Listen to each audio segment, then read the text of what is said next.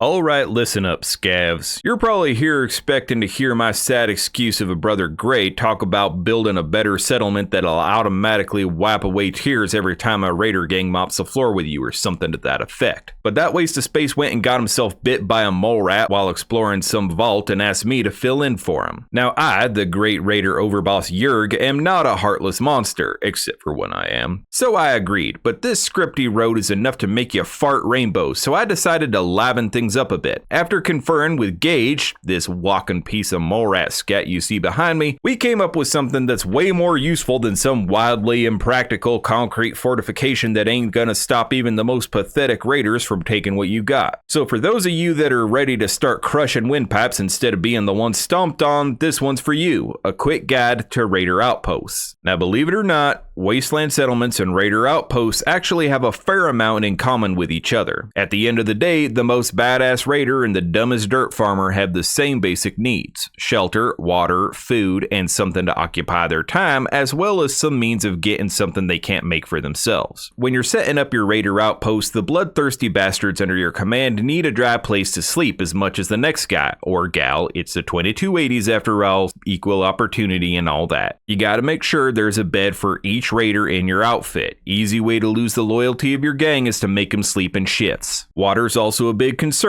As much fun as it is to drink nothing but the finest hooch, you ain't gonna be knocking off any big targets if nobody can shoot straight, and if you gotta hoof it long distances, your men gotta be hydrated. So making sure you have ample water is key. Sure, you can get it from nearby settlers who've been persuaded to help out, but it don't hurt to have your own supply, especially if some other gang gets it in their heads to lay in for a siege. The settlements where people tend to be the happiest are usually the ones that have a marketplace that sells anything you could ask for. The most effective raider outposts are the ones that have their own marketplace for trading off the loot you got from knocking off those settlements. Raiders got their own storefronts, and the ones that make for the happiest raiders trade in booze, chems, gear, and outfits. That's right, raiders like to dress up from time to time too, Kay? Anyway, pretty much anything you can buy at some hoity-toity market like Bunker Hill or Diamond City can also be bought at a raider market. So if you've got the space and the manpower, you might as well set one up and save yourself a trip. Now here's where the similarities tend to end. You see, you're not likely to find ample crops at a raider outpost. Truth is, raiders ain't too keen on putting in an honest day's work. They're much more at home planting bodies than they are planting seeds. So if you're looking for a surefire way to piss off your boys, then just plant some mute fruit and ask them to tend the orchard. You'll find out real quick just how loyal they really are. So if you can't grow your own, what do? You're a raider, dumbass. Just take it from the poor saps that are already growing it. You gotta make sure that the nearby farms can produce enough food to keep your boys fat and strong. Too many outposts and not enough farmers feeding them can lead to a bad place you don't want to find yourself in. Of course, the peasants don't always want to lay down for you if they get it in their head that you're all bark and no bite, so a great way to make sure they know there's a new top dog in the neighborhood is to set up an intimidation beacon. These bad boys pipe in Red Eye's radio station, the best dang DJ this side of Capital Wasteland, and makes it known that the raiders moving in got a whole lot more resources than their precious Minutemen can probably muster. Makes it easier to convince them to play ball. Of course, if you're wanting to grow the size of your crew, you can always co-opt the radio recruitment beacons used by the Minutemen to attract new recruits to your gang and grow your power base. Now, since raiders ain't farming all the livelong day, they need something else to keep them entertained. Some folks say music is the gateway to the soul or some such drivel, but raiders like to listen to a rousing tune and an engrossing tale of daring and mystery just as much as the next fella. So setting up an amp tuned to good old Red Eye is sure to lift their spirits. Failing that, a booze still is always a welcome addition to any outpost. Helps you celebrate a good haul, lament a bad one, or hell, day drinking on a Tuesday keeps the jitters at bay. Of course, if you're one of the dumb saps that got yourself a harder habit, a pick-me-up station can keep you fuzzy, jittery, strung out, buffed out, or just otherwise altered in whatever fashion suits you. Just don't go so overboard you can't take part in a raid.